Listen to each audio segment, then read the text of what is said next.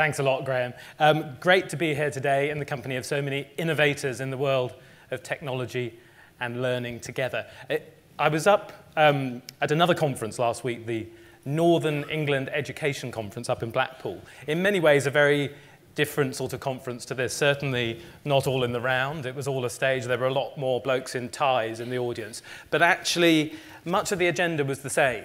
It was about the challenges we face in a fast-changing world. At that conference, I was following in the footsteps of the BBC's former Director of Programmes, Arthur Burrows. He'd been to the very same conference in Blackpool back in January 1924, and he was there to demonstrate an entirely new concept in education, a world first.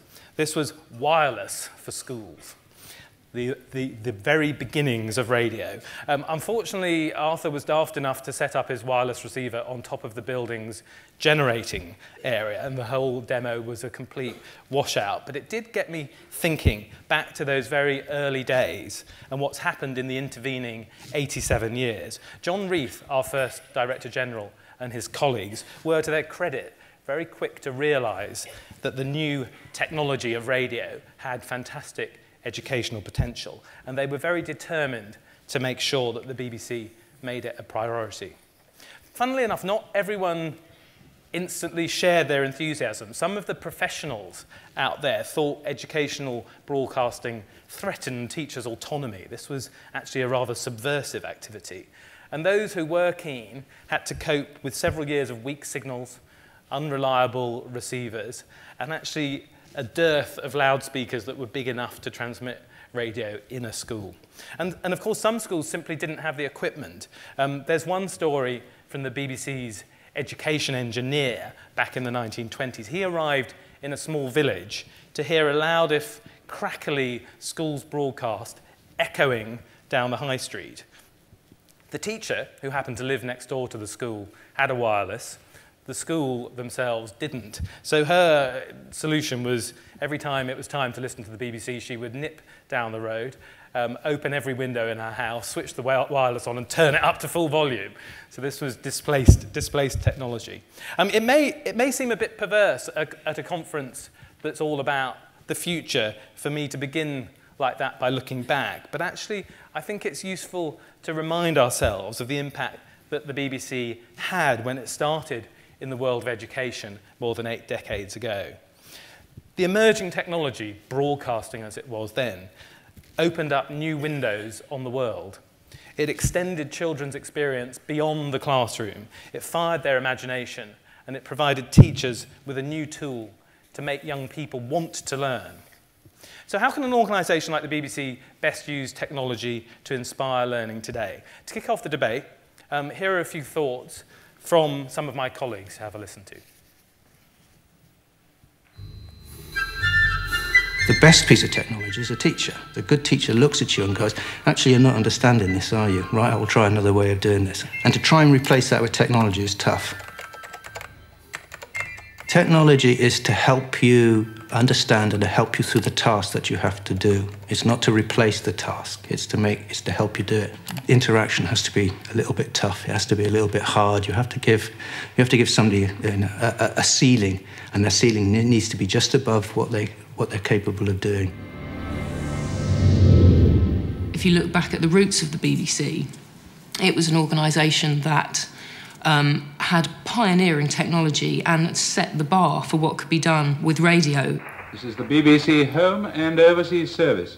In 1926, the BBC set up its first listening groups. Somebody called John Stobart came to BBC to be the Director of Education. And with him, he brought some lots of academics, lots of thinking about how this could be. Could broadcast be a good medium for education? And they all said yes, but you need something else. You need something which, ever since for the last 80 years, has been called beyond the broadcast. Clouds release their rain over the hills. This idea of beyond the broadcast, which now we would call interactivity, has its legacy through all of the technologies that came afterwards in order to get people to do something, in order to reinforce what they'd listened to or watched. Can you briefly give us an epic simile from Milton? Yes, I mean, there's a wonderful one in Book 9 where Satan first encounters Eve In Our Time with Melvyn Bragg was a huge hit when we first started podcasting because people could save it up for when they were going for a walk with the dog. They could save it for a bit of me time, a bit of concentrating time. And so in a strange way, we've gone back to this era where you can infuse a lot more intellectual weight into a given minute's radio programming. Violating the language. It's violating the language. Yeah. It's moving in a way that actually is doing harm to the language. Paradoxically, I think its success and its international reputation, of course, is a result of the internet era. And yet it's surely one of the most old-fashioned formats that would probably go right back to the start of the BBC. As some of the speakers there suggested, the BBC has never been an educator in a one-to-one sense. Technology actually can't replace the personal interaction you get between child and teacher in the classroom. To me, the great power of broadcasting lies not in any claim to teach, but in its one-to-many power to inspire. I'm standing here today because as a child of 7, I was inspired by Tomorrow's World. Tomorrow's World was the big BBC One science programme, and I used to rush home after school and watch Raymond Baxter, the presenter, tell the most amazing science stories and do the most incredible experiments. And that was what made me want to study science at school. It was what sent me in the direction of doing a degree in metallurgy. I ended up writing a PhD, breaking off from it before I finished to join the BBC Science Department, and in the end becoming editor of Tomorrow's World. So the BBC, right back then, aged when I was 7, set me on a journey of discovery that shaped my whole life. And there are people, I think, everywhere with similar stories of how particular programmes sparked their curiosity, inspired a lifelong passion, or kindled an ambition. We tracked some of them down, and here's what they had to say.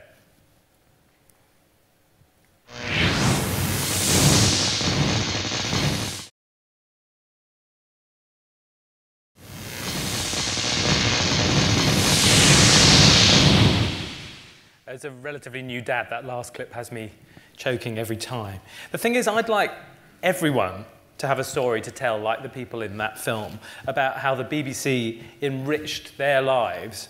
So the vision I've set for the BBC since I started as controller of learning is for us to inspire a life full of learning for all our audiences. It's what I think you'd call a stretch target, but it is one I think we can achieve, and we can achieve it by unlocking the potential for learning that exists right across the range of BBC output.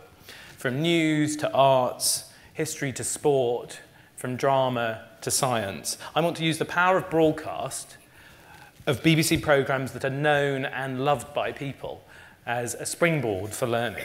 The BBC's Specialist Learning Department, which I head, is therefore working with commissioners and producers right across the BBC to maximise opportunities for learning. We want to make our material easier for audiences to find and use, and working with our partners, we want to help people discover opportunities for learning that spread out beyond the BBC. This really is learning without frontiers, and there was a fantastic example of it happening on BBC Two just last week with our amazing series Stargazing Live.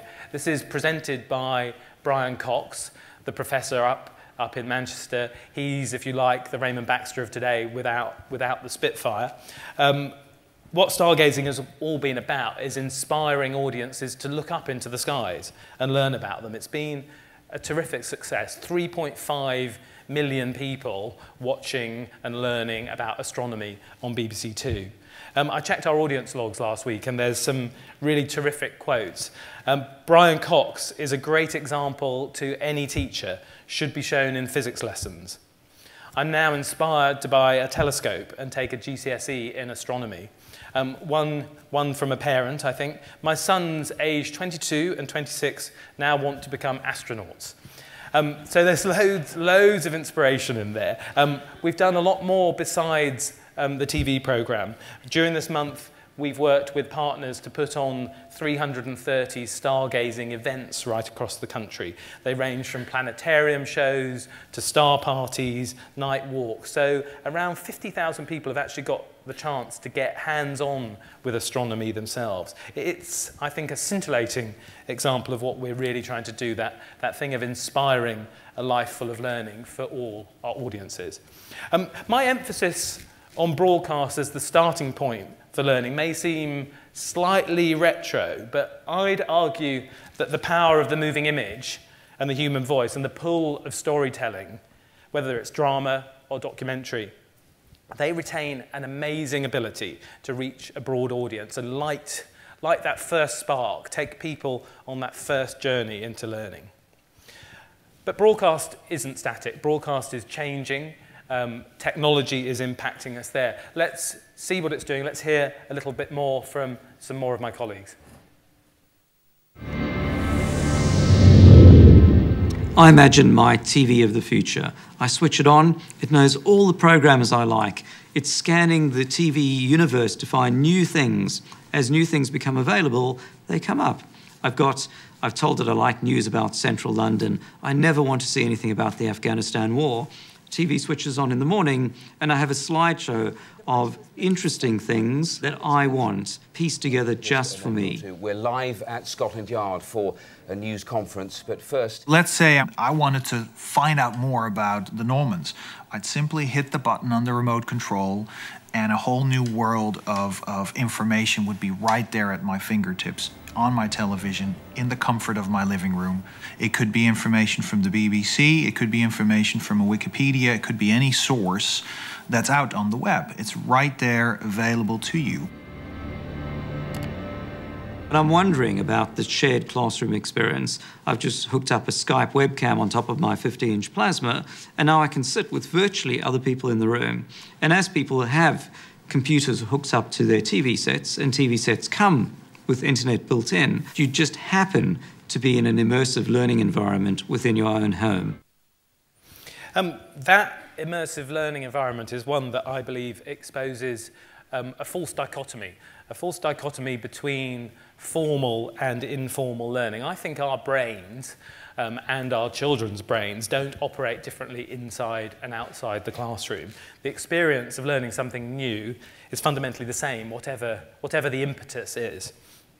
I think, therefore, that we, as broadcasters, can be most effective if we don't get too hung up on the difference between formal and informal education, if we realise the interconnectivity between different types of learning.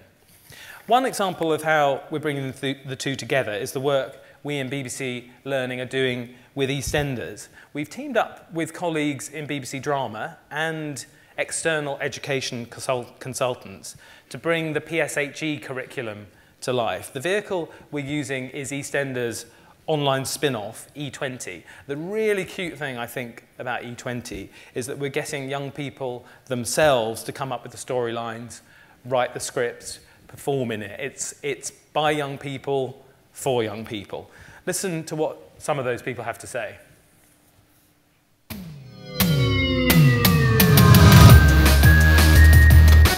E20 is the online spin-off of EastEnders. It's aimed at a younger audience. It's not about stereotypes. It's quick. Jump cuts, music. The language is completely different. My boy Grimbo. With a bob and a nice twin set, right? It's about sort of portraying real life as it should be, that sort of culture clash. Are you repping for the BNP, bruv? You're a waste man. I don't really think it's really changed anything that we've really written or really influenced anything we had to say, because I think a lot of the issues that BBC Learning addresses, we want to talk about anyway. One of the main things that we were told to do is just to write ourselves, you know, to be ourselves. A lot of us are urban, we speak it, we sound it, and so to be proud of that and to celebrate that. Hey, yo, allow it, Leon, all right? Don't test me, bruv. Well, what are you going to do, knock me down? Bruv, I will thump you in your face, you know? I think it is important because, you know, everybody has something to say and I think everyone has something to contribute. And I do also think that, you know, we should be heard and we should contribute to our own education as well.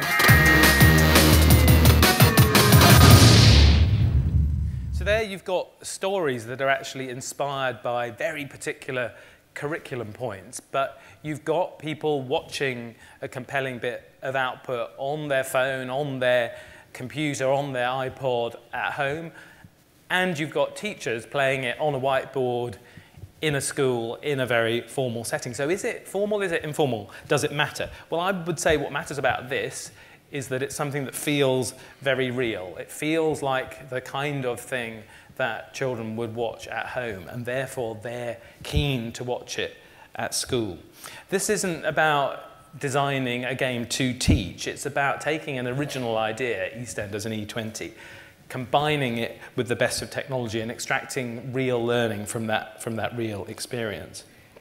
It's also, I think, about establishing new communities of learning, new networks, new forms of participation.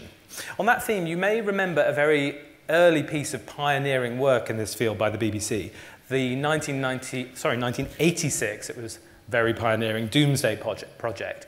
It was a mass participation experiment which used the latest information technology from the time to survey the entire life of the UK, 900 years after the original Doomsday Book. It generated 25,000 pictures and 150,000 articles. At the time, the very latest information technology was a BBC Micro and a Philips Laserdisc player. Some people ask what happened to it, what became of the Doomsday Project.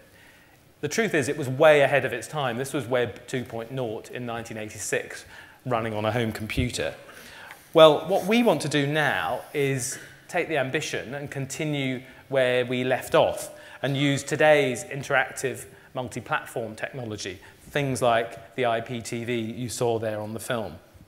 So what we're going to do is revitalize this whole concept in a much more 21st century way. So starting in March, we're going to release all 25,000 photos of British life and landscape and all the thousands of pages of text. And we're going to put it up on what we're calling the Doomsday Reloaded website.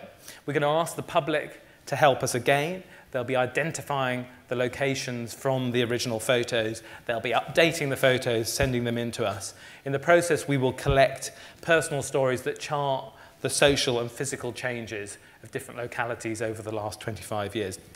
Deep learning about personal and local history. This time, too, we're going to, we hope, work with the National Archives and Kew so that this time we won't be relying on a BBC Micro and a Laserdisc. This time we will create a permanent online digital record of the UK.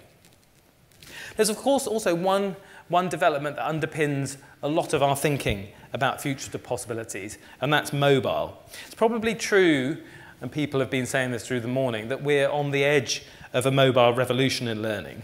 But the other thing I'd say is also true is that we've been on the edge of this revolution for some time. We know what the potential is. We know that people walk around with an incredibly powerful computer in their pockets. We know it's used to create, share, and discuss content. And we've ourselves experimented with different sorts of learning content over the years. We've taken BBC Bitesize, our revision product, and put it there on mobiles with quizzes. We've taken clips of shows like BBC Three's Underage and Pregnant, put them on mobile.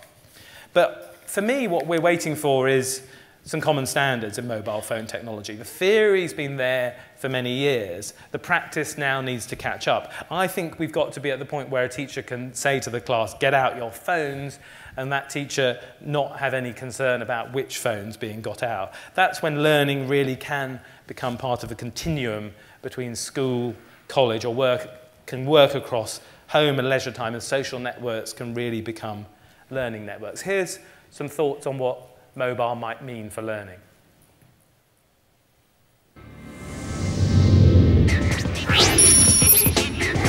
Because the technology in things like the iPhone and the iPad is capable of serving quite rich content, video, interactive games, quizzes, it allows people to learn together. We were talking to the Royal Shakespeare Company about new audiences, new platforms. Everyone's called it quite a revolutionary proposition, but it's also quite a simple proposition. We've just added 6 characters to the Twitter stream and asked people to follow those characters. And if they follow those characters on Twitter, they'll begin to discern a story quite similar to Shakespeare's Romeo and Juliet. If you all have mobile devices, it allows a sort of group learning, so that you can have people in your network or friends of yours, and you can enjoy experiences collectively.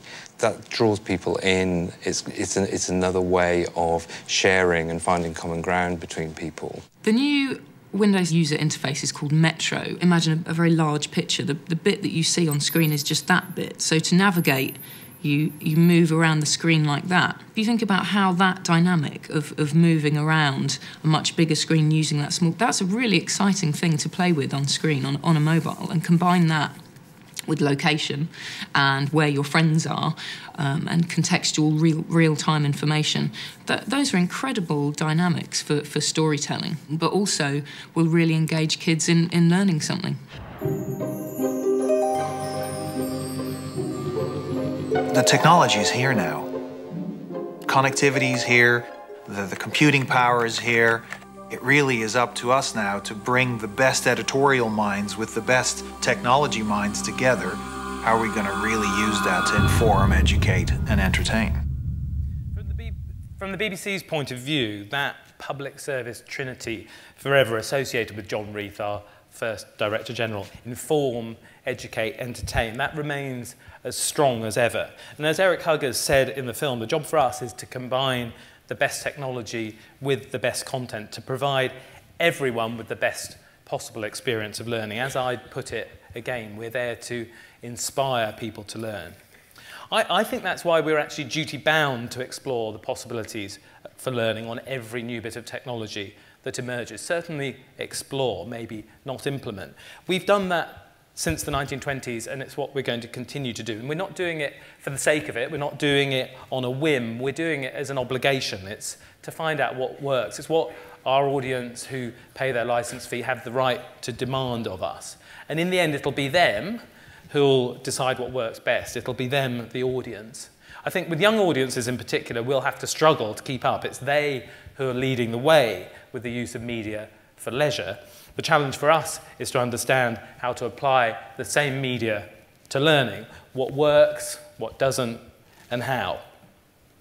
Let me dwell for a few moments on the importance of partnerships. So much of what we do, whether it's Stargazing Live or the Reborn Doomsday Project, depends on partners to bring it to life. We need to work with our other organisations who are committed to education for us to be able to really deliver.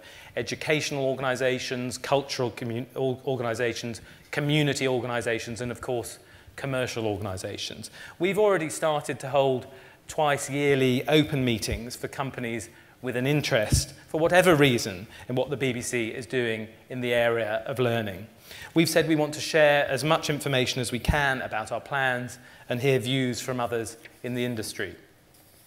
Many of the companies who come to these meetings will, of course, be independent production companies who've worked with us in the past or are interested in doing so again in the future. But there are also companies who we want to work alongside in different ways. And one of the ways in which we can collaborate is through making available our content absolutely as widely as possible. That's why I'm announcing today that we're going to start to open up for syndication our vast and growing data bank of class clips. These are curriculum-linked clips from broadcast programmes, both those that have been specifically made for schools, but also ones that have been shown on our general channels, whether it's Horizon or Top Gear or Stargazing or E20. Up to now, we've only been able to offer this content for streaming on the web, but now we've got approval to make the clips available for embedding, downloading, and for use by other content providers. It'll be a gradual process. It'll be dependent on making sure we've secured the rights for every clip. But it is, I think, a very significant step in opening up learning's content to everybody. We offer the content. It's up to others how they use it and what value they want to add to it. We're also going to be looking at other ways of innovating and partnering in the future. This is going to be the year that learning moves north, along with other BBC departments like Children's and BBC Sport. We're going to be shifting from West London to Media City at Salford Quays. I'm not quite there already. I'm doing lots of zooming up and down on Virgin trains, but we're shifting in June. We're going to join 150 other media-related businesses in Salford Quays, including most prominently ITV's Manchester operation and the Coronation Street filming lot. I think this is actually an exciting new beginning for learning at the BBC. We're going to have to develop new ways of working, not only with each other. We're going to be breaking down barriers that sometimes exist between different BBC departments. It's breaking down barriers like that that means we can get schools working with big brands like EastEnders. But we're also going to find new ways of working with our new neighbours in the north, with education and community organisations, with the industry, and of course with the wider audience. We'll be there as public service provider, but we'll also be there as employer, and most of all, we're going to be there as partner. And, going back to the beginning, we'll be there to continue what has been a 90-year mission to be at the forefront of developing new ways to educate people with new forms of technology.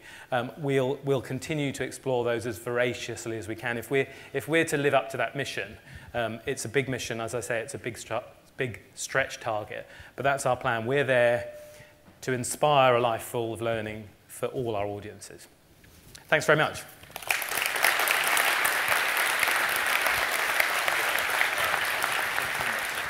One question? Yeah. We're going to only just take one question, unfortunately. We're just trying to keep ourselves on track. It's my fault for starting us a little bit late after the coffee break. Thank you very much for that, Saul. It's very impressive. While we're waiting for someone to come up with a question, I'd like to quickly ask one question. Do we need television now? You know, the statistics that we hear, and we spoke about this over the holidays, is that, you know, kids aren't using it. I mean, they're using YouTube. They're just doing it on demand. I mean, is broadcast television dead? Well, I mean, I think you can... No is the answer. With British Broadcasting Corporation, I'd be hardly likely to say it is. I mean, what I think will never be dead is the power of a linear piece of storytelling.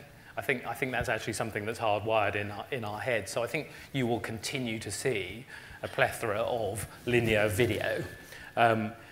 Increasingly, that'll be served up via iPlayer and on YouTube and so forth, and less watched on Freeview or Sky, I'm sure. But I think the content that's after that'll absolutely endure.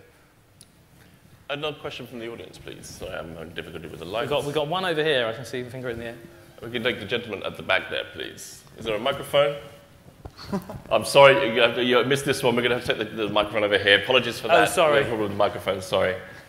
James Clay from Gloucestershire College. I was going to ask when you're going to bring back tomorrow as well, but as I've only got one question. We've got Bango's the Theory, which is its replacement, which is pretty damn good as well, I think. Okay. Some people in this room will remember something called BBC Jam, and you've got all these great ideas, and you know, we want this stuff, we want these clips, we want the content, we want to be able to use it in the classroom. But we're up against, you know, there's going to be a lot of criticism coming from people like Sky and the other kind of commercial providers of e-learning content. How are we going to deal with that? Well, I think we deal with it quite meticulously because we're very aware of the fact that we can have a market impact in pursuing our public service mission to educate the audience. They're things we have to balance. Basically, each time we look at doing something new, we take a kind of proper, meticulous assessment of what impact it will have on the market and how that balances against what we're trying to do. I mean, we're in the game. I mean, we're not in the game to do something as monolithic as BBC Jam, but we're in the game to be doing TV and radio and internet. We're going to continue to do that because I think the audience rightly demands that we do it. I mean, this is one of the big reasons we have the BBC, I think. Okay, thank you very much. That's all. Thanks, Graham. Cheers.